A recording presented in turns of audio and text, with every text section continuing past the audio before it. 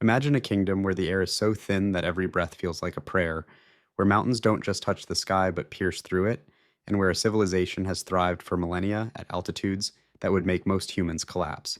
This is Nepal, a land that defies every rule about where human life should be possible.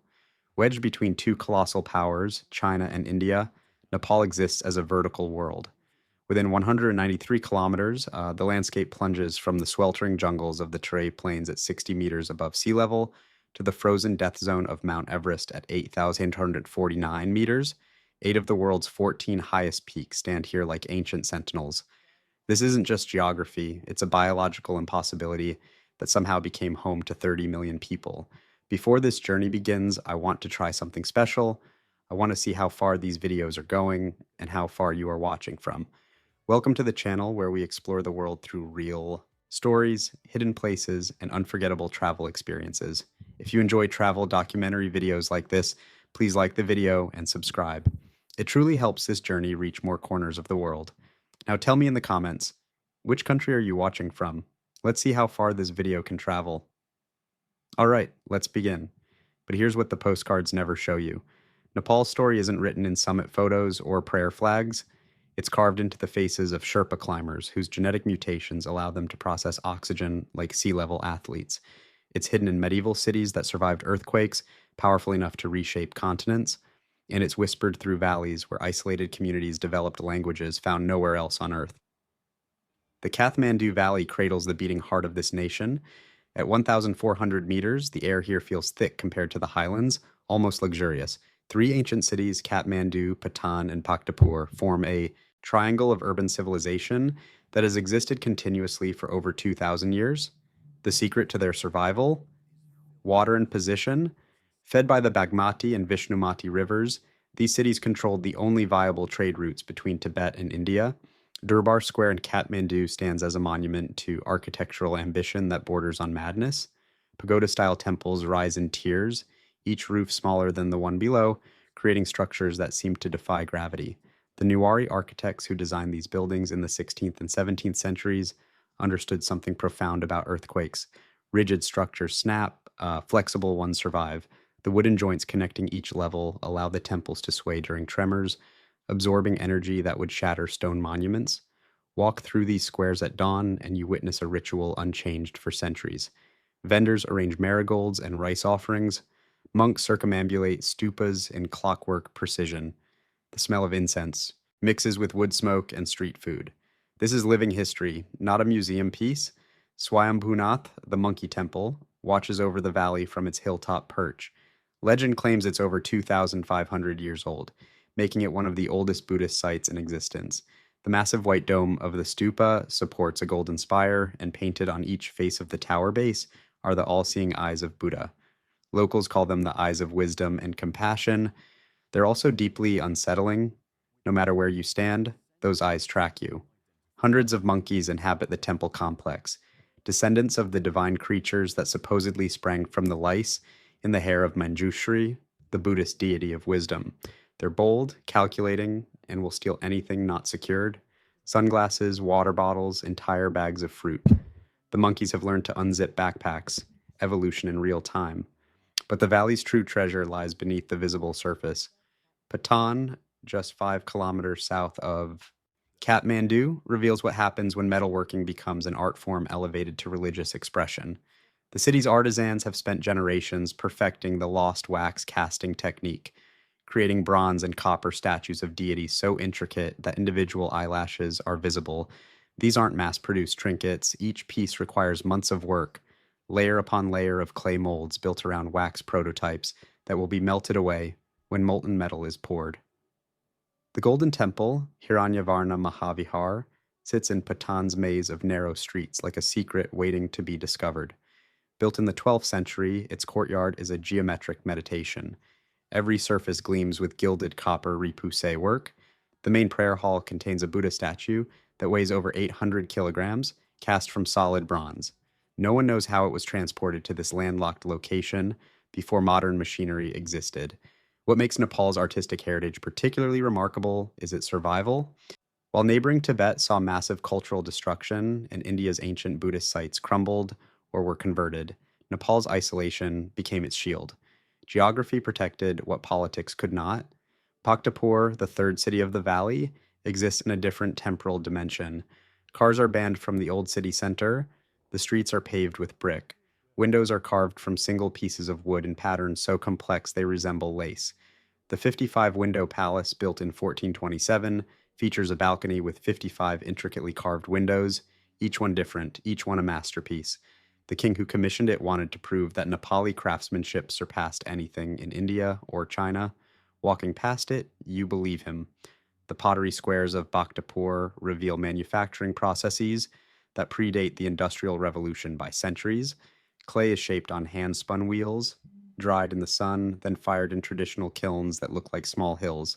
The potters work with movements so practiced they appear choreographed. Throw, shape, smooth, release, a finished pot every 90 seconds. Yet beneath this timeless veneer, Kathmandu Valley faces an existential crisis. The 2015 earthquake measured 7.8 on the Richter scale. It killed nearly 9,000 people and damaged or destroyed over 600,000 structures. Entire temples collapsed into rubble. The Dharahara Tower, a 9-story monument that had stood since 1832, pancaked in seconds. Survivors described the earth moving in waves like water. The rebuilding process exposed uncomfortable truths. Many of the valley's iconic structures had been maintained using traditional techniques. Beautiful, but seismically vulnerable, modern engineers now work alongside traditional craftsmen, trying to preserve aesthetic heritage while introducing steel reinforcements and base isolators. It's cultural triage, deciding what can be saved and what must be rebuilt from memory and photographs. Population pressure compounds the Hitorur challenge. Kathmandu's population has exploded from 150,000 in 1950 to over 3 million today. The valley's natural bowl shape traps pollution, creating air quality that regularly ranks among the worst in the world. On bad days, visibility drops to a few hundred meters. The mountains vanish behind a toxic haze. Water sources that sustained 3 cities for 2 millennia are failing. The Bagmati River, once sacred and swimmable, now runs black with untreated sewage. Groundwater levels drop annually as bore wells multiply. Climate change accelerates glacial melt in the mountains, temporarily increasing river flow but promising future drought. The valley's medieval infrastructure is collapsing under modern demands. Despite these pressures, or perhaps because of them, Kathmandu pulses with defiant energy. Thamel, the tourist district, throbs with trekking shops, rooftop restaurants, and vendors selling everything from prayer wheels to knockoff North Face jackets. It's chaotic, overwhelming, and somehow exactly right. This is what happens when ancient and modern collide without a buffer zone. The real Nepal, the vertical kingdom of extremes, begins where the valley ends. Roads climb and switch back so tight that buses must reverse to complete turns. Villages cling to slopes where a misplaced step means a 100-meter fall. And above it all, the Himalayas wait, patient and indifferent, the ultimate arbiters of what's possible in this impossible land. The Annapurna circuit doesn't merely test endurance, it rewrites your understanding of what terrain can do to the human body. Starting at 800 meters in subtropical rice paddies, the trail climbs to 5,416 meters at Thorongla Pass. That's higher than Everest Base Camp. The circuit forces trekkers through every climate zone Earth offers, compressed into a 2-week journey that feels like crossing continents. Day 1 begins in heat. Banana trees provide shade, water buffalo wallow in irrigation ditches. Then the trail tilts upward, and the temperature drops 5 degrees every 1,000 meters. By day 4, rhododendron forests replace rice terraces. By day 7, junipers give way to bare rock. The air thins until every breath feels borrowed. Throng La isn't the highest pass in Nepal, but it's among the most feared. Weather patterns are violently unpredictable. Snowstorms appear without warning, even in October. The pass sits directly in the path of jet stream winds that can hit 160 kilometers per hour. Bodies are recovered here every season, frozen in positions suggesting they simply sat down to rest and never stood again. What kills isn't the cold alone, it's altitude sickness, the body's rebellion against insufficient oxygen. Symptoms start subtly: headache, nausea, fatigue. Ignore them, and your brain swells inside your skull. Fluid fills your lungs. You drown on dry land. The only cure is descent immediately. Helicopter rescues from the circuit cost upward of $5,000. Many can't afford it. They descend on foot, carried by porters or stumbling down themselves, gambling that they'll reach thicker air before organ failure. Yet thousands attempt the circuit annually. Why? Because the mountains here don't hide. In the Alps, peaks play hide and seek behind ridges. In the Rockies, they blend into ranges. But Annapurna, Dhaulagiri, Manaslu, these giants dominate the skyline with geological arrogance. You walk directly toward them for days, watching them grow from distant white triangles into monstrous walls of ice and rock that block out half the sky. The villages along the circuit reveal how humans adapt to vertical extremes. Manang, at 3,540 meters, sits in a high desert rain shadow. Annual precipitation measures less than 300 millimeters. The landscape resembles Tibet more than Nepal, flat roofed houses made of stone and mud, prayer flags snapping in constant wind. Barley fields that yield one crop per year if they're lucky. People here practice polyandry, one woman marrying multiple brothers. It's economic logic. Dividing land among sons would create plots too small to sustain families. By sharing a wife, brothers keep property intact. Western visitors recoil at the practice, but it's survival mathematics refined over centuries. Higher still, permanent settlement becomes impossible. Thorong Phedi, the last village before the pass, exists solely to service trekkers. Tea houses offer beds and dalbat, but no one lives here year round. Winter snowfall buries the village entirely. Even in season, water must be carried up from springs an hour below. The descent from Thorong La into the Kali Gandaki Gorge is geologically absurd. This gorge is the deepest on Earth, carving between Dhaulagiri and Annapurna, both over 8,000 meters. The river at the gorge bottom sits at 2,520 meters. The peaks on either side rise another 5,500 meters. Stand at the river and look up. The mountains don't slope gently away. They shoot skyward in near vertical faces, the gorge. It functions as a wind tunnel. During monsoon season, warm air rushes up from India, hits the Himalayan wall, and dumps moisture. The southern slopes receive over 5,000 millimeters of rain annually. Leeches emerge from the undergrowth in writhing masses. Everything molds. Boots rot while you wear them. But the northern slopes, protected by the rain shadow, are alpine desert. Rainfall drops to 250 millimeters. The transition happens in less than 50 kilometers. Cross a single ridge and you've jumped climate zones. This compression creates biodiversity hotspots. Bamboo forests give way to pine, then juniper, then nothing. Species evolved in isolated pockets, cut off by altitude and weather. Some exist nowhere else on Earth. Mustang, the Forbidden Kingdom, sits in this rain shadow. Until 1992, it was closed to outsiders entirely. Even now, permits cost $500 for 10 days. The reason becomes clear upon arrival. Mustang is Tibet culturally, politically disputed, but spiritually certain. The king of Mustang still lives in Lomanthang, a walled city of whitewashed buildings and Buddhist monasteries. The landscape is apocalyptic, red and gray cliffs eroded into formations that resemble organ pipes, cathedrals, melted candles. No vegetation, no water, just rock shaped by wind into forms that seem intentional. Ancient sky caves dot the cliffs, carved 1,000 years ago by people whose identity remains debated. Were they tombs? Meditation chambers? Storage for texts? The caves sit 50 meters up sheer faces with no visible access routes. How did builders reach them? Bamboo scaffolding? Ropes? Magic? Some caves contain mummies, bodies preserved by the dry cold. Others hold manuscripts written in languages no one can read. Looters have ransacked many, selling artifacts on black markets. What remains are fragments of a civilization that thrived at 4,000 meters when Europe was in the Dark Ages. Mustang's isolation preserved Tibetan Buddhism in its purest form. When China invaded Tibet, in 1950, monks fled south with sacred texts. Mustang became a repository, a living museum of practices banned across the border. Monasteries here practice rituals unchanged for centuries. Sand mandalas constructed grain by grain over weeks, then destroyed in minutes to teach impermanence. Cham dances, where monks in demon masks reenact the victory of Buddhism over Bon, Tibet's pre-Buddhist religion. The religious calendar governs life completely. Farming schedules align with festivals. Marriages occur only during auspicious months. Even casual conversation references Buddhist concepts. Karma isn't abstract theology here, it's practical guidance for daily decisions. Yet, Mustang is dying demographically. Young people leave for Kathmandu or Pokhara, seeking education and opportunity.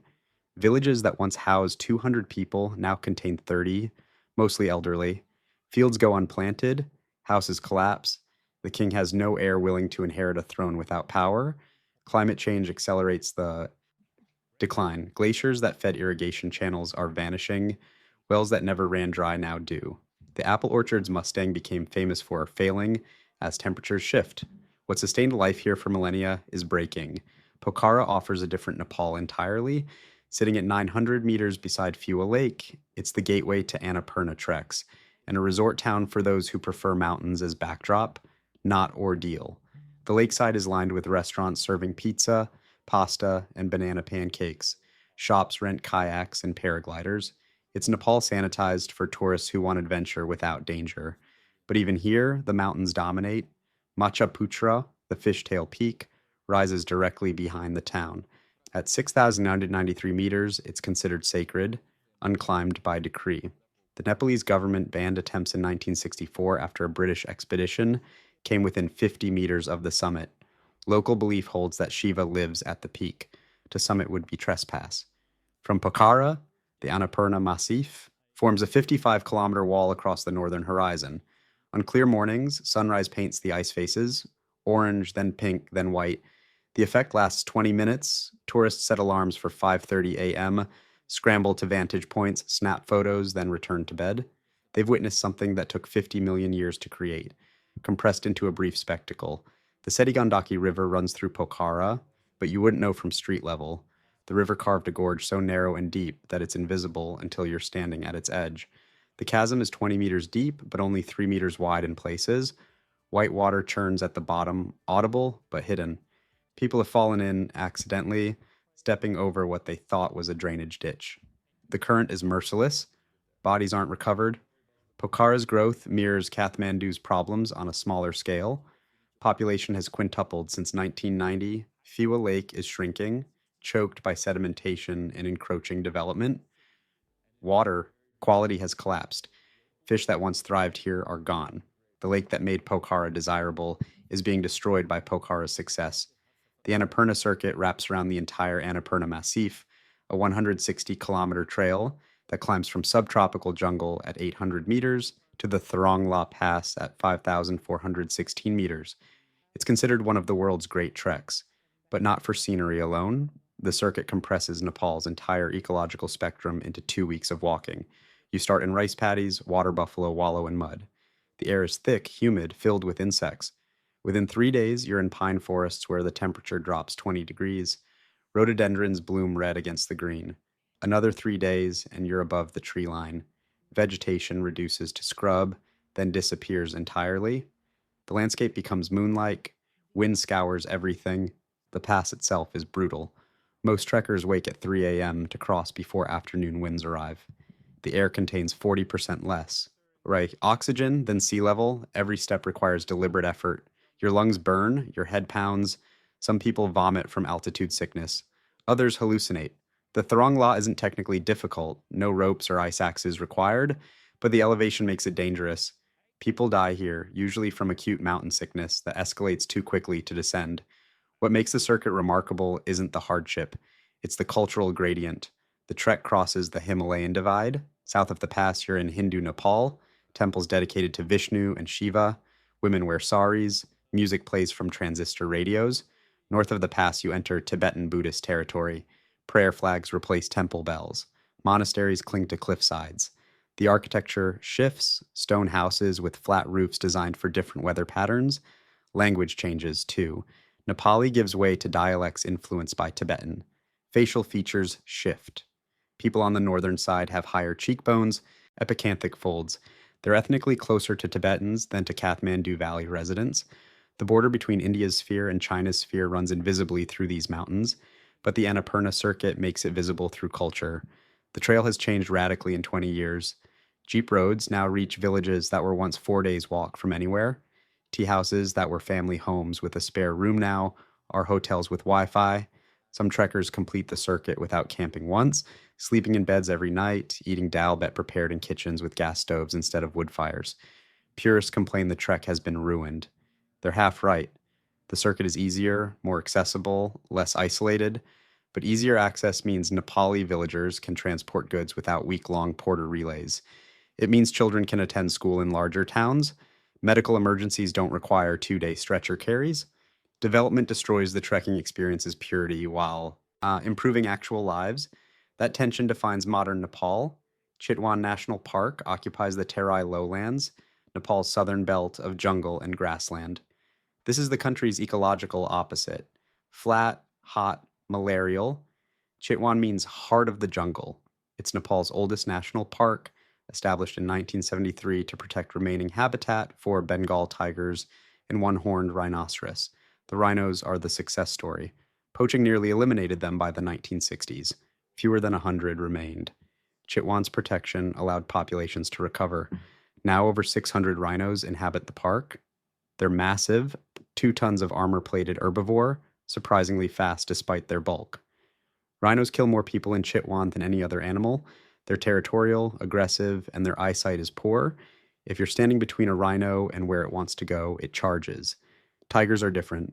Chitwan contains maybe 120 Bengal tigers, but seeing one requires extraordinary luck. They're nocturnal, solitary, and avoid humans instinctively. Most visitors see pug marks, claw marks on trees, perhaps scat. The tigers see you, though. Camera traps confirm they watch tourists from cover, assessing whether humans are threat or prey. The park sits at 150 meters elevation. In winter, fog blankets the grasslands at dawn. You ride elephants through it, their bulk parting the white curtain. Visibility extends maybe 20 meters. Sounds are muffled. Then suddenly a rhino materializes, grazing calmly, and the elephant gives it wide berth. Despite being 10 times smaller, the rhino is more dangerous. Elephants know this. Gharial crocodiles inhabit Chitwan's rivers, narrow-snouted reptiles that grow 6 meters long. They're fish specialists, their thin jaws unsuited for taking large prey. That makes them harmless to humans theoretically. In practice, a 6-meter crocodile generates understandable fear regardless of diet. Gharials were nearly extinct by 1970. Chitwan's breeding program saved them, though their wild population remains critically low. The Tharu people inhabited this region for centuries before the park existed. They possessed genetic resistance to malaria, allowing them to farm land that killed outsiders. When the government cleared malaria with DDT in the 1950s, other groups moved in. When Chitwan became a park, it displaced Tharu villages. They were compensated, relocated, given other land. But it wasn't their land. The specific soil their ancestors farmed, the forests they knew intimately. The conservation success story includes this footnote of displacement. Lumbini lies near Nepal's border with India, a flat agricultural region of rice fields and mango groves. Nothing about the landscape suggests significance. Then you see the Ashoka Pillar, a sandstone column erected in 249 BC by Emperor Ashoka, marking Buddha's birthplace. The pillar is simple, undecorated except for an inscription in Brahmi script. It says, "King Piyadasi, beloved of the gods, came here and worshipped because Buddha was born here." That pillar confirmed Lumbini's identity after centuries of uncertainty. Buddha's birthplace was known generally, but not precisely. Ashoka's inscription settled it. Queen Maya Devi gave birth to Siddhartha Gautama here around 563 BC. The exact spot is marked by a stone slab inside a temple built over the ruins of earlier shrines. Lumbini is now a pilgrimage site for Buddhists worldwide. Different countries built monasteries in the surrounding park, each reflecting their architectural traditions. The Myanmar pagoda is gold-leafed and ornate. The Tibetan monastery is whitewashed stone with colorful murals. The Japanese temple is minimalist, all clean lines and raked gravel. These structures sit incongruously in Nepali farmland, a collection of foreign architectures united by single origin story. The sacred garden contains the Puskarini Pond, where Maya Devi bathed before giving birth. It's a rectangular pool with steps descending into water. Pilgrims circle it clockwise, lighting candles, leaving offerings. Some wade in despite signs prohibiting it. The water is considered holy, capable of washing away karmic debt. Whether that's theologically accurate matters less than the belief's intensity. Lumbini attracts 2 types of visitors: devout pilgrims and curious tourists. The pilgrims prostrate themselves, chant sutras, meditate for hours. The tourists take photos, buy souvenirs, stay 90 minutes. Both groups contribute economically, but the town caters increasingly to tourists. Hotels outnumber monasteries. Restaurants serve pizza alongside dalbat. The commercialization troubles some visitors who expected spiritual purity. But Lumbini was always a crossroads. Pilgrims needed food and shelter. Commerce and spirituality have coexisted here for 2,500 years. Nepal's earthquakes are inevitable, not possibilities. The Indian plate grinds northward under the Eurasian plate at 45 millimeters per year. That's faster than fingernails grow. The collision builds stress in the fault lines beneath Nepal. Eventually, something breaks, and in 2015, something did. The Gorkha earthquake measured 7.8 magnitude. It struck on April 25th, mid morning on a Saturday, when people were outside shopping, working, socializing. Buildings collapsed instantly. In Kathmandu, the Dharahara Tower, a 62-meter landmark, crumbled. Over 8,000 people died nationally, another 21,000 were injured. 500,000 homes were destroyed. The earthquake's epicenter was near Gorkha, northwest of Kathmandu. Villages there were obliterated. Stone houses built without mortar disintegrated. Landslides buried entire settlements. Roads became impassable. Helicopters couldn't land because there was nowhere to land. Survivors waited days for aid, sleeping in fields, drinking from contaminated sources. International response was swift but chaotic. Rescue teams from dozens of countries arrived within 48 hours. They brought search dogs, medical supplies, structural engineers, but coordination was nightmarish. The airport couldn't handle the traffic. Customs delayed emergency supplies over paperwork. Well meaning volunteers clogged roads that emergency vehicles needed. Some remote areas received excessive aid, while others got nothing because distribution networks collapsed. The earthquake exposed Nepal's fragility. Building codes existed but weren't enforced. Corruption meant substandard materials passed inspection. Wealthier families survived because they could afford better construction. Poor families died in buildings that shouldn't have been standing. The disaster killed disproportionately by class. Reconstruction continues 9 years later. Some heritage sites remain scaffolded. Durbar squares still have rubble piles. Government pledged to rebuild better, with seismic standards enforced. Implementation has been uneven. Nepal's bureaucracy moves slowly, even in crisis. Political instability since 2015 hasn't helped. The country has had 7 different prime ministers since the earthquake. What did change was awareness. Nepalists now understand their vulnerability isn't abstract. The question isn't whether another major earthquake will hit, but when. Geologists say stress is still building on fault lines. The 2015 quake released some pressure, but not enough. The next big one could be worse. That knowledge hangs over the country like the mountains, beautiful and threatening simultaneously. Nepal's altitude isn't just vertical geography, it's an economic barrier. The hills isolate communities, making basic infrastructure absurdly expensive. Building a road in the Terai costs a fraction of what it costs in the mountains. Every kilometer of mountain highway requires blasting rock, bridging gorges, reinforcing slopes against landslides. Maintenance is constant. Monsoons wash away sections annually, winter freezes crack pavement. By the time one stretch is repaired, another has failed. This geography creates economic islands. A village 10 kilometers from a market might be economically further than a town 100 kilometers away if those 10 kilometers cross a ridge. Porters still carry goods on their backs because roads don't exist or vehicles can't navigate them. Labor costs inflate. A bag of cement that costs 500 rupees in Kathmandu costs 2,000 rupees in Humla because someone carried it for a week. The mountains also dictate agriculture.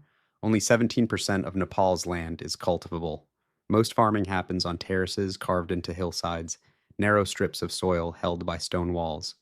These terraces are engineering marvels built over generations, but they're labor intensive and vulnerable.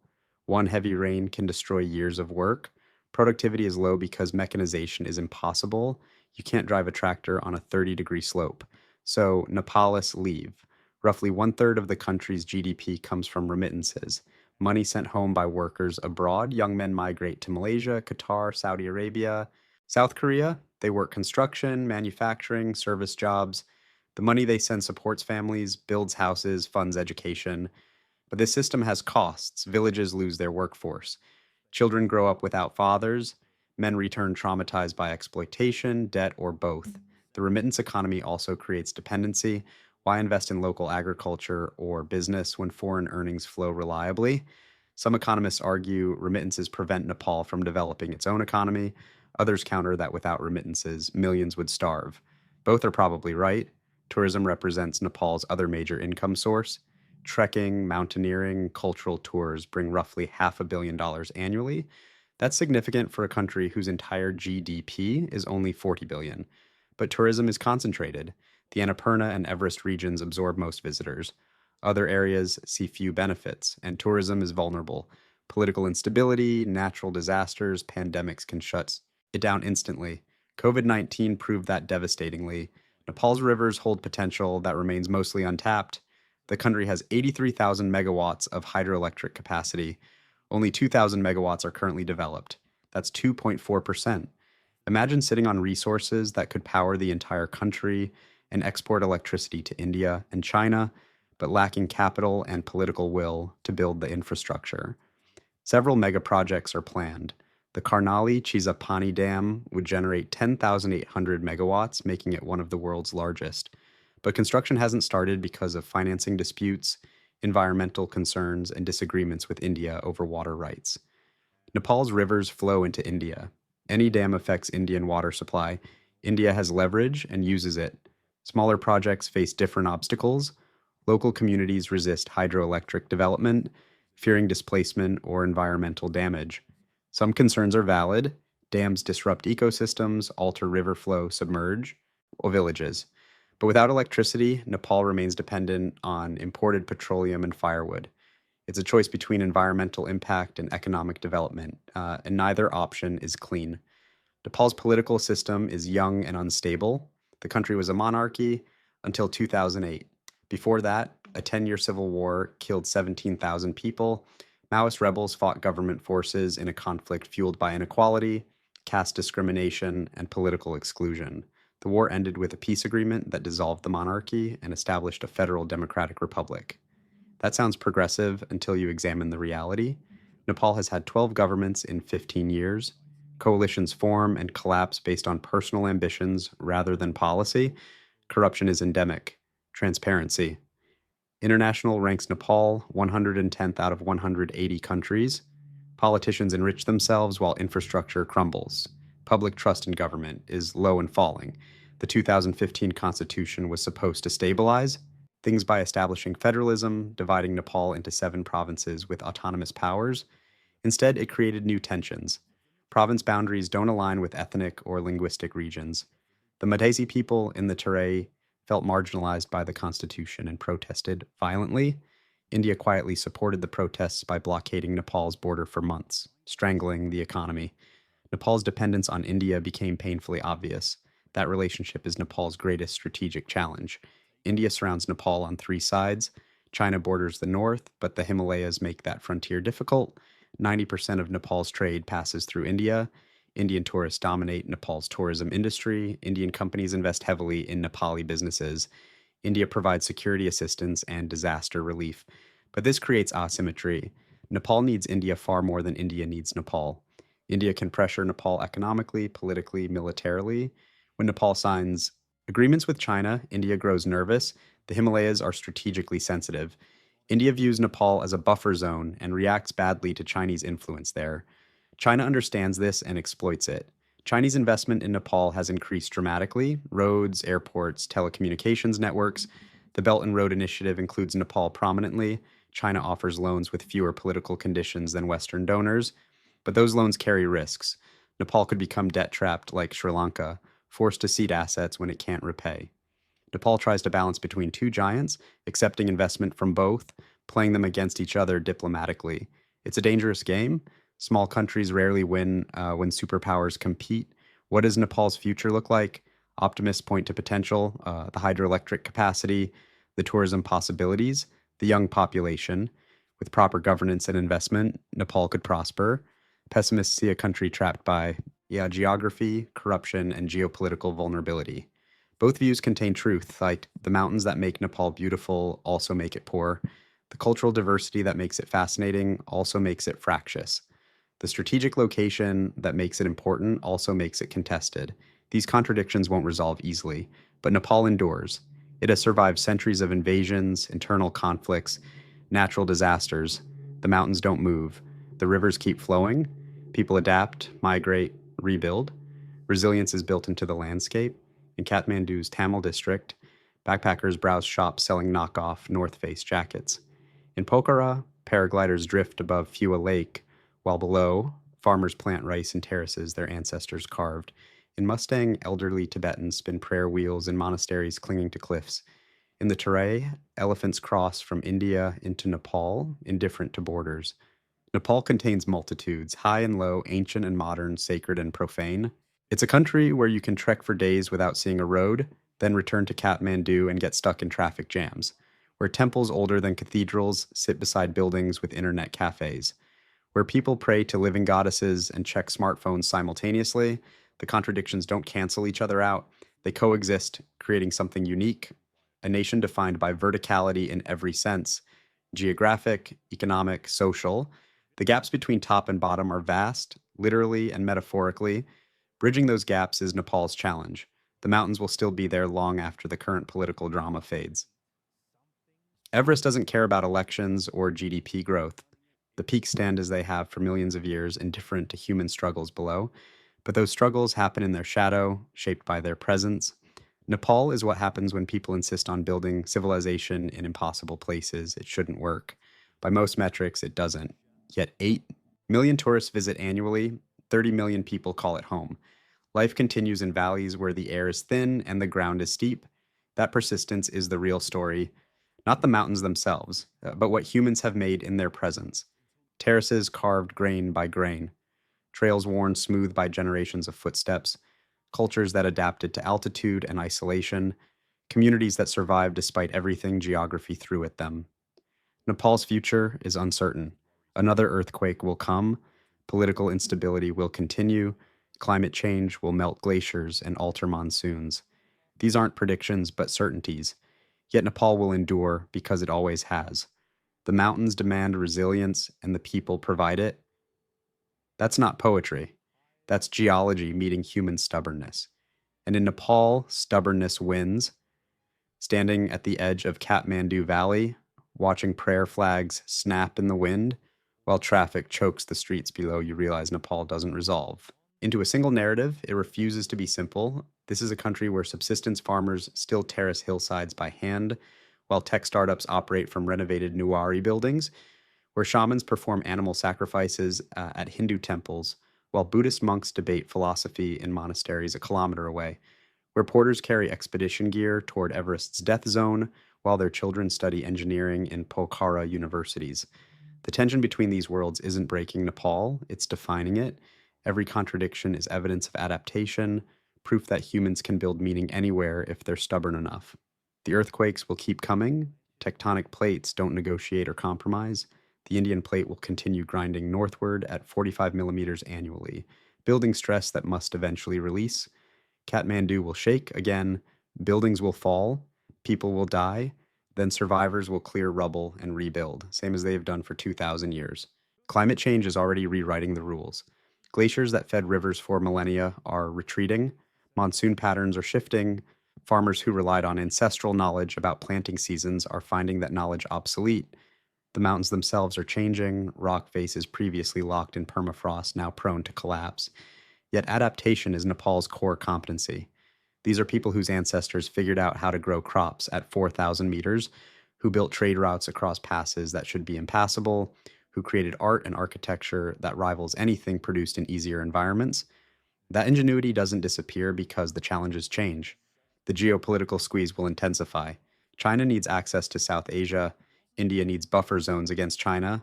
Nepal sits exactly where those interests collide. Small nations in such positions usually get crushed or absorbed. But Nepal has maintained independence for centuries by being too difficult to hold, too poor to be worth the effort, and too strategically positioned to be ignored. That calculation might change, but hasn't yet. What's certain is that Nepal will never be wealthy in conventional terms. The geography prevents it. You can't build factories on 45-degree slopes. You can't run efficient supply chains when roads wash away every monsoon. The mountains that make Nepal spectacular also make it expensive to live in and difficult to develop. But wealth isn't the only measure of success. Nepal preserves things that wealthier nations lost: languages that exist nowhere else, religious practices unchanged for centuries, knowledge about high altitude survival that no laboratory could replicate, communities where neighbors still help each other because survival depends on cooperation.